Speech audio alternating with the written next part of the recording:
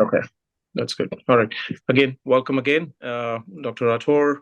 This is Falcon Advanced Neurology.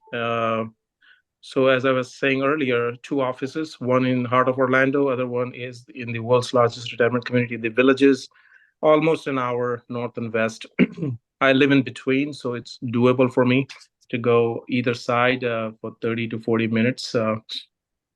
Both have a unique features. The Orlando office will give you an exposure to a metropolitan city patient population, a very mixed, young to old, and the Villages is primarily geriatric neurology. Although there are some nearby smaller towns from where, and some college town as well, so we get some younger patients there as well.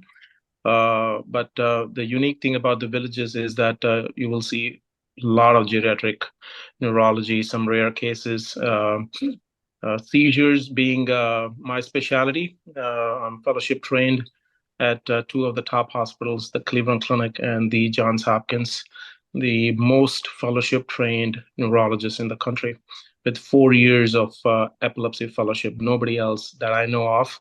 I serve on the AES, American Epilepsy Society's CME committee. So I'm very, it's a small group, maybe 2,000 doctors in the country. So pretty much we all know each other. That's a good thing. When you get a letter, people would know who you rotated with.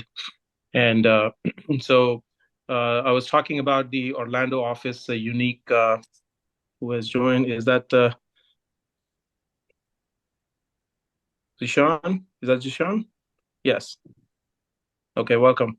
Can you hear me? Okay.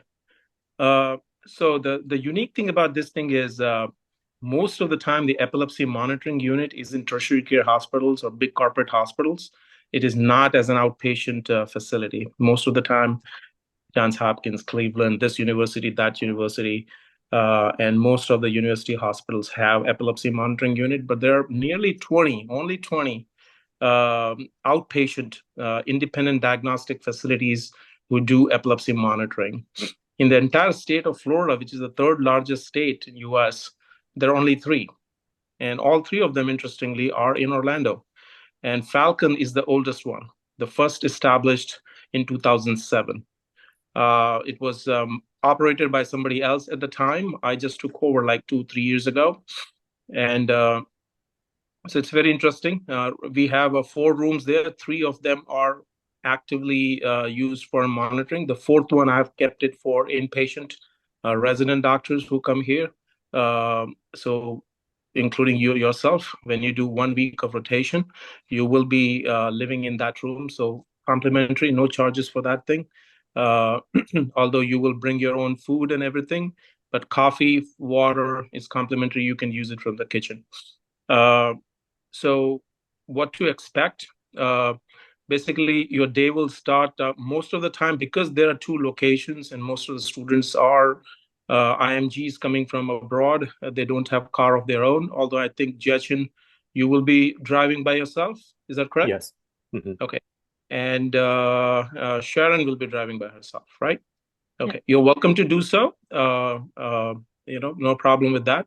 Rest of you, you probably will miss out on one aspect of it, which is actually a very important aspect of it, that when we drive from one location to another, it's not like we randomly talk and just listen to music. I mean, we do listen to music, but we listen to AAN's continuum audio uh, cases that we discuss, and I will be sharing my experience of the whole residency process.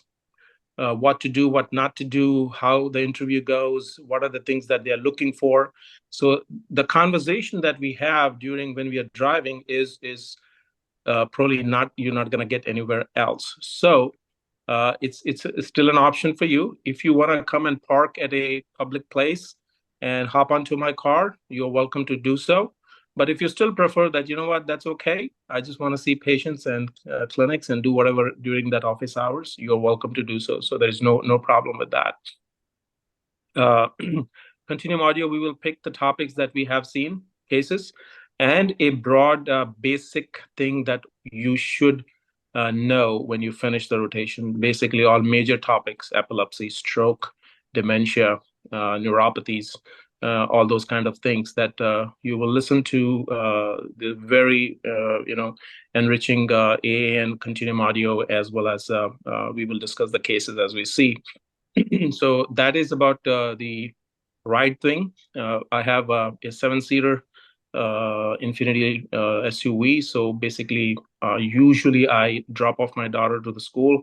So one seat is occupied by her, but then later on, it's open for others. So at the most, I can have five students in my car at a time. Okay. Uh, so that's, and the day goes by that you reach, when we reach the office, we usually start 8:30 at Orlando office, and 8:45-ish we reach the Villages office. We do 1 week at a time. So 1 week in Orlando, 1 week in the Villages. And the reason that I used to do a few days here, a few days there. Uh, but since now we are a training site for the University of Central Florida HCA neurology residency program. So their residents will rotate with us. So they need at least a 1 week, because they will rotate only in Orlando office. For them, going to Villages is too far. So um, I go and give lectures at the University of Central Florida at times, and there will be two residents, PGY, ranging from 2, 3, and 4 at a time. And so you will be actually rotating with the residents. So that's a great opportunity for you to connect, make connections, make friends with them. And so that's a good thing. Historically, in the last, because this is a recent collaboration starting December last year, many of our students, got interviewed calls from that hospital and elsewhere as well. Last year we had an 80% match rate. So those whosoever rotated with us, 80% of them matched. So which is one of the highest. And this is not an agency. It is not a whole lot of commercialization kind of thing. I keep it limited because I want to. The whole idea was, when I was interviewing more than 10 years ago, there was not a lot of neurology options, very limited. So most of my letters were internal medicine letters and some pain medicine letters and that kind of thing. So my history, again, I'm diverting here, was I matched into internal medicine. I did not get neurology residency in my first chance. So so I was at UPMC in Harrisburg. I did 1 year, and then I resigned from there to pursue my neurology. Went to Cleveland Clinic. My application got accepted there. So I did a fellowship in research. 2 years. I invested 2 years of my time leaving internal medicine residency, aiming for neurology residency.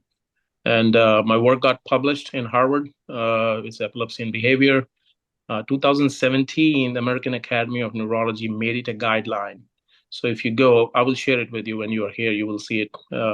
So that is a guideline. And worldwide, one of the most commonly used depression screening tool, PHQ-9, PHQ-2, funded by NIH. So if you invest your time in research, that's how you should do at a top place, something that you can publish, and that has a weightage.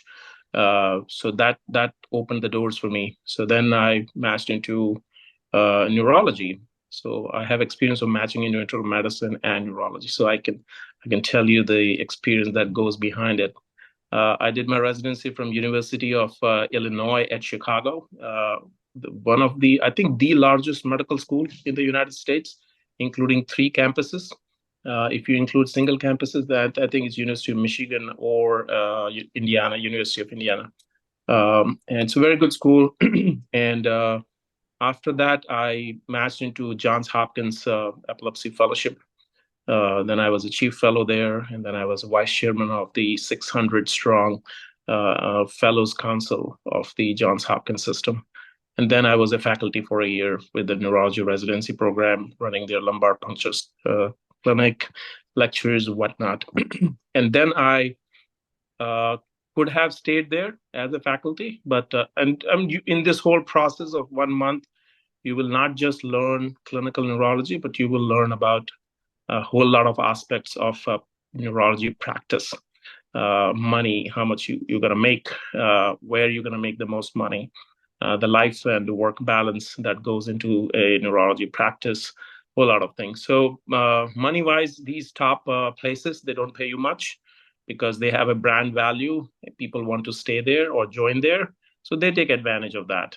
They won't pay you. They will pay you probably 35, 40%, maybe at the most 50% of what you're going to make outside.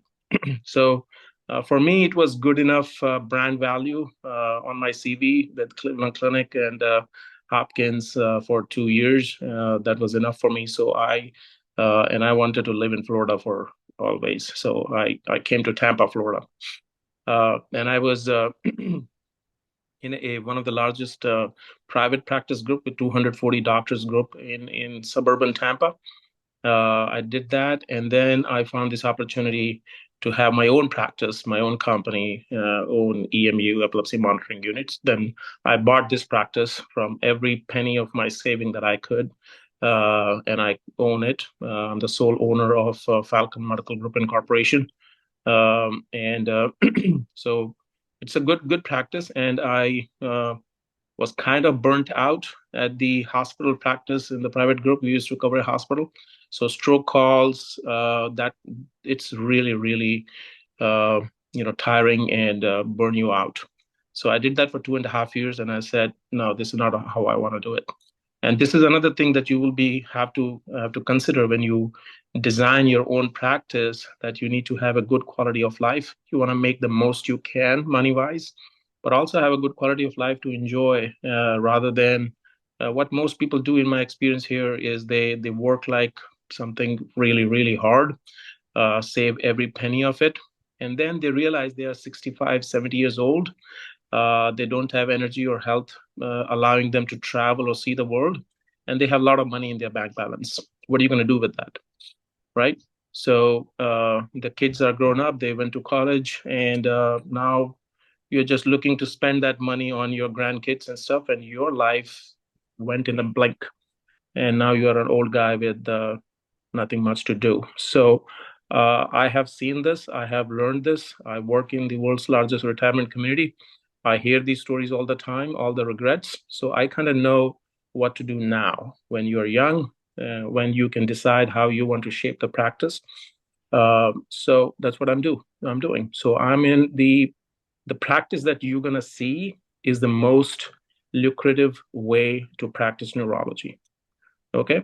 Our turnover, I will show you the numbers. It's million plus, and which is mm, 3 times of what I was getting in a employed position. All right, without night calls. All right. So weekends are usually off, but I tend to go on in Sunday, discharge the patients from the epilepsy monitoring unit, work on some EMU reports. So some of the time I let students come in and do that. But the 1 week that you're going to do inpatient, you will get to see that because that is Monday to Sunday. So you present tomorrow, Jachin, you're going to present there by 8:30-ish in the morning. My manager knows that you're coming. You will have a separate room with a computer, with Wi-Fi, everything. So if you want to bring your laptop, fine. Otherwise, you can use that computer. You will see there are a couple of patients, I think 2 or 3 patients for epilepsy monitoring unit scheduled to come in tomorrow. You will work with the EEG tech, how they hook them up. So you will watch that. One patient takes approximately 45 minutes or two to hook it up. So we start recording before 12 o'clock. And then they live there in that room, basically. It's a king-size bed with the high-definition cameras watching the patient, infrared cameras. So even when it's dark, we can see the patient from the body heat. And a tech watches them. And at nighttime, the tech will leave and you are there, but you don't have to stay up all night. Okay. You just sit there, do your stuff, read whatever you want to do, and watch the EEGs during the daytime, how the EEGs, and then I will be sending you a link or a basic of EEG that you can review, and we will go over that. So by the time you finish the rotation, you will have at least basic ideas how to read EEGs. I don't expect you to be expert in a month, but you will have a basic idea how you can read. And all that goes into your CV as an experience here. So on daily basis or every few days, you take notes, what kind of cases you saw, what kind of things you did. So all that you put up in a paragraph or two in your ERAS application when you did the rotation. Okay.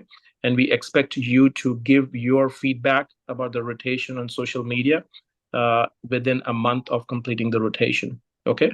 We use that for promotional purposes to spread the word for other people, other students like you to know. And that's an honest thing. You don't have to do any flattery. Okay. If you see something was not so good, say it. I don't mind it. 1 second.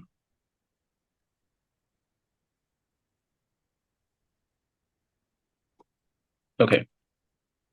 So, so that's what is so. And then after you have for the 1 week of inpatient, after the patients are hooked up, you're gonna sit with the tech all day, see what they do. Just try to get the feel of a neurology practice, how things are. And we also have when I am not there, the 1 week that you're doing it, probably I will be at the other place, or I could be in the Orlando office. It depends. For GHN, I won't be there for the whole week when you are there. But you will get to see the people will come in for a cognitive assessment test. We have a special software called NeuroTracks that check the all 7 domains and overall cognitive score for the patients with memory problems, dementias, whatever.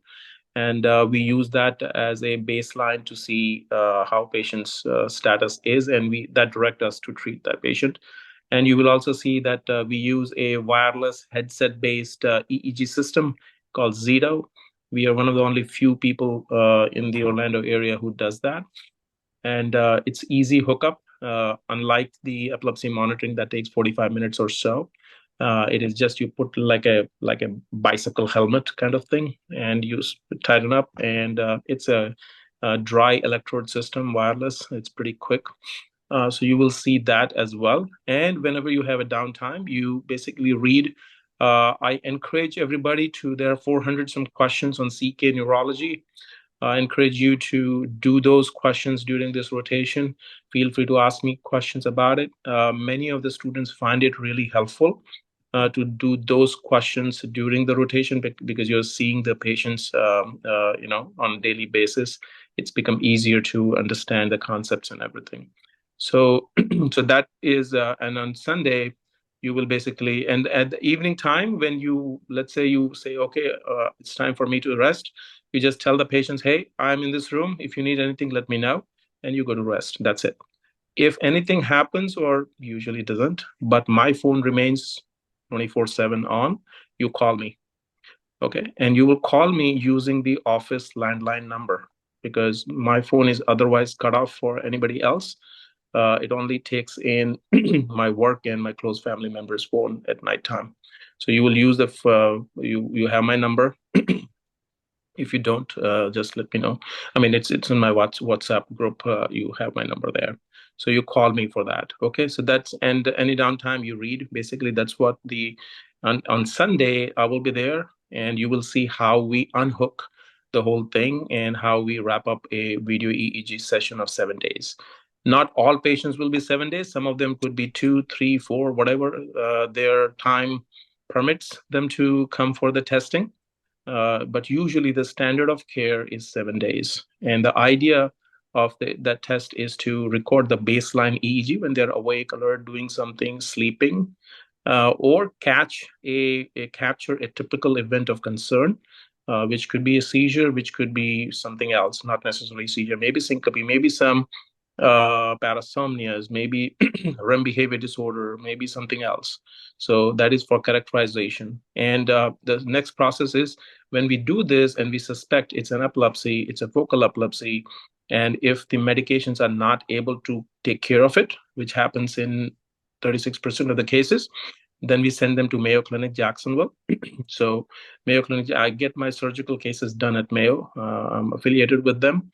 And every Thursday morning, 8 to 9, you will have a Mayo Clinic epilepsy surgical conference. So you will see stereotactic EEG, intracranial EEG, 7 Tesla magnet MRIs, rare to see, PET scans, bunch of things that goes into, attended by neurosurgeon, epilepsy specialists, psychiatrists, neuropsychologists, radiologists, and that is a very enriching 1 hour of training with Mayo Clinic.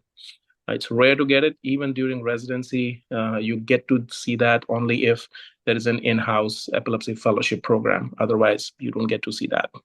So it's very enriching. So that's another highlight of this rotation is affiliation with Mayo Clinic. Apart from that, so when let's say either the village's office or the Orlando office, when the patient starts coming in, it will be a combination of new patients and follow-ups. So new patient, I will distribute among you, and you will have a chance to take history and physical. Exam, you will do in front of me, okay? You won't touch the patient unless I'm sitting with you. For medical legal issues, we have waived the malpractice insurance, which costs several $100s. So to understand that, when you are with the patient, feel free to take history. And then you come and present the case to me, and we will go over all the aspects of it. Then I will examine the patient. Gradually, my goal is by the time you finish the rotation, you get to know how to do a complete neurological examination. Okay. And I will let you touch the patient, do the examination in my presence. So that's one thing. So that's about new patients. Follow-ups depends. Sometimes we are running, behind. We have on an average 20 patients. Tomorrow we have 22 patients scheduled. So in that case, we will try to do that quickly. So I might just see the patient along with you to wrap it up quickly. Okay. Otherwise, if we decide that you see a follow-up patient, then you quickly read my note from before and just ask, okay, what's new since last time? We gave you medication. Did that help? Did not help? Anything else happened? So you present interim history, not the whole thing. Okay, and then we'll go over, and you will get to work and write notes in the electronic medical record system. So that's another thing that goes in your CV. We have eClinicalWorks, the largest cloud-based medical record system in US. So that goes in your CV nicely and looks good that you are aware of these things. Residency is all about, they see that how ready you are. Clinically, are you ready? And the other things, which includes these kind of things, and a good word of mouth from somebody from here established. The higher the profile of the person who is writing letter, the better it looks for you. And are you dependable? Are you good in communication skills? Those are the things that otherwise most of the people have scores, few points here and there. It doesn't make a whole lot of difference. What makes a difference is a recommendation from somebody of repute. Okay, so that's what does it. So step 3 is important. If you have not taken step 3 yet, make sure you do before application. If not possible by application, at least by December, so that when they sit for rank order listing, you send them some New Year greeting with a step 3 score or a new publication or something to attract them back towards you. Because for neurology, there are smaller programs compared to internal medicine. You will see that there are 4 seats, there are 5 seats, something like that. Big programs have 10 positions, and they interview 10 times of that. So let's say a 5-seat program, they're interviewing 50 to 60 people. So at the end of the year, when they're ranking them, you want to attract back to them. Otherwise, somebody interviewed in November and they're sitting in January. You are just a name and some numbers given to you. So somehow you have to attract them back to you. So step 3 or a publication at the time is really, really important. So during this rotation, apart from what I just said, seeing patients, I sit on the review board of the American, British, and Indian Academy of Neurologies.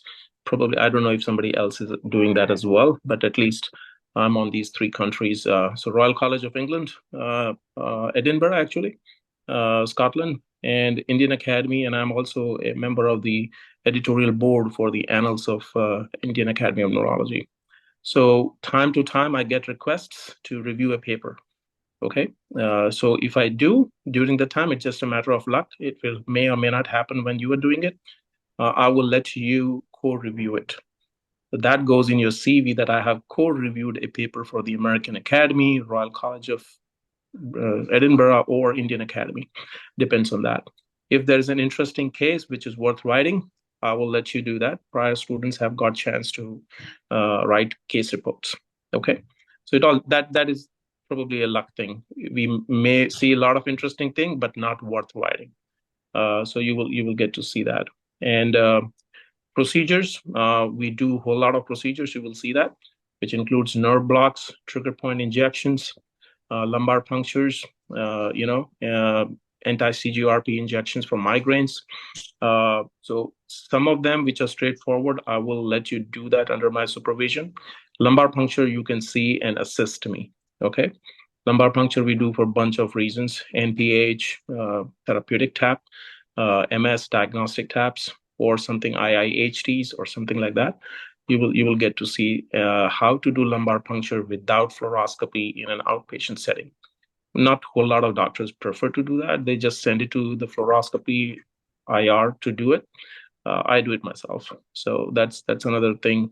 And the reason is in certain settings in private practice, it's not so convenient to send it out. You send it, it may or may not happen. It may take time. So I just ensure that everything that I want from my patient is done. Okay. So that's one thing. And uh, April guys may not see it, but in next few months, if somebody's coming, we are bringing in a Japanese robot for rehab. So that is going to be in the village's office probably in next few months. Okay, if you have seen the promotional video that we just shot, it shows that it's called Cyberdyne. Okay, so that's another new thing that we are adding. And time to time, there will be complimentary lunches from the farmer-sponsored lunches. So it's not every day, but many times it is. So we'll let you know what day, so you don't have to bring your own lunches. You can just let me know if there is any dietary restrictions. Okay. Usually we try to keep veggies and non-veg both options. Usually I don't allow beef or anything like that because I don't eat that. So chicken and vegetarian options will be there. And apart from that, yeah, we'll do a lot of teaching, talking during the whole conversation, the whole process, and we'll go from there. The letters, usually I would take notes during your performance. So expect the letters will reflect your level of competence. Okay. If you are bad in something, I would rather not say bad things on the letter, but the letter will be an average letter. There are certain standard things that introduces what we do here, and one paragraph will be individualized for you. If you shine, the letter will shine. I can promise you that. It is not a template letter. Okay, I take it very seriously. 80% match rate reflects that I write personalized letters.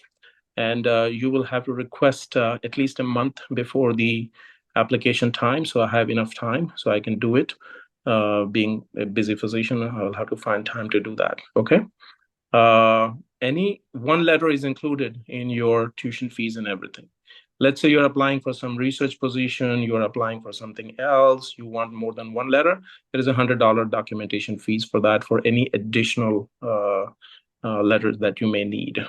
So, so that's about it. Any questions? No. Okay. So another thing is dress code. So professionally dressed, you must have your apron with you. Okay. Preferably get your a percussion hammer, maybe a tuning fork, stethoscope, of course, and that's it basically. At times, let's say there are days when you are not feeling like dressing up and all that stuff. Usually that can happen. Uh, will allow you to have scrubs on. Okay. But the days that we have, but not that often. Don't make it a habit of being in scrubs all the time. Okay.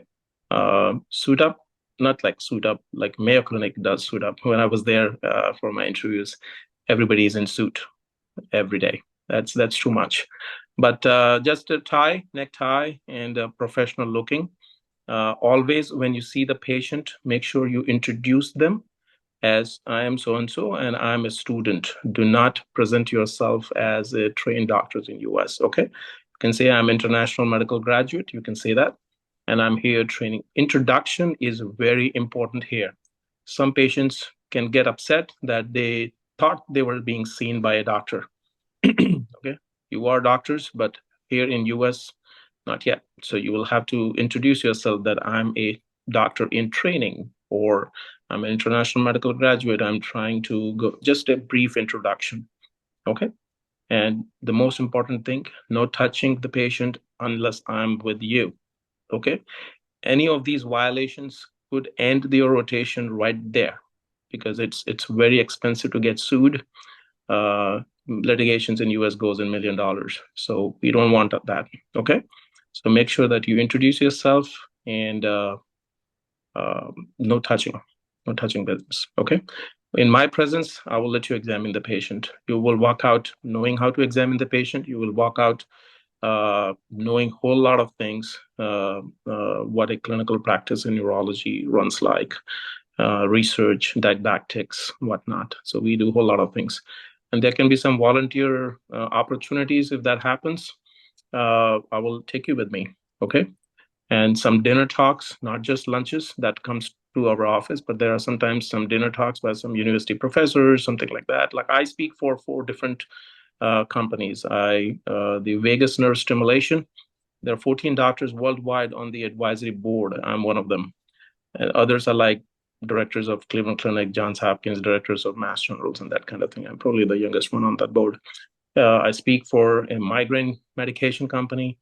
I speak for tardive dyskinesia company. And one other publication option, which is basically just you can buy it. It's not a peer reviewed. There are some community journals like Florida MD. They usually make their money from ads. Okay. So there are some companies and stuff who put their ad on there, and they reach out to me. Hey, say, Dr. Ator, you want to write something for this month? This is a Parkinson's World Awareness Day, whatnot, and stuff. So if you don't have any sponsor, you could sponsor your own article. That's another opportunity. You can share it online. That goes to 800 doctor offices in Central Florida, and of course online it goes everywhere. So if you say I'm going to buy something, sponsor it, like a $500 or something, you could have an article for yourself, co-authoring with me. So that's an additional thing. I mean, if you want to do it, and yeah, that's pretty much. Evening time, usually we wrap up by 5-ish in Orlando office. It could go a little bit more. In Village's office, it could be around that time, but sometime wrapping up things and stuff and coming all the way back to the rendezvous spot, it could be 6 to 7 p.m. So it's pretty busy. It's hectic. You'll feel a little tired, but you will learn a whole lot. Okay. The rendezvous spot for most people, because I have to pick you and drop you off, it has to be close to my place. In the morning rush hour, I cannot drive a whole lot away from my place. So the address that I had given you in the information brochure is in the Claremont. You can do that. And for Jachin and Sharon, if you want to come and park somewhere there and hop onto my car, you can do that, but you don't have to. It's optional for you. Okay. So tomorrow, Jachin, you will report at 8:30-ish at the Orlando office. You have the address, right? And Yes, Sharon, sir. 8:45-ish, you could present to the Villages office. Tomorrow, we will be, this whole next week, we will be in the Villages office. Okay. So that should be it for now. Any further questions or anything, feel free. And you'll have a lot of chance to ask questions when rotating. Okay. All good? Okay, so we'll conclude here, and I'll see some of you, 3 of you tomorrow.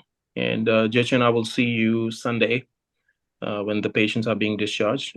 I might hop in if there is anything. I will check on you on daily basis, how the day was, how things go, if any concerns, questions, anything. Okay, and feel free to call me if any questions or concerns. All right.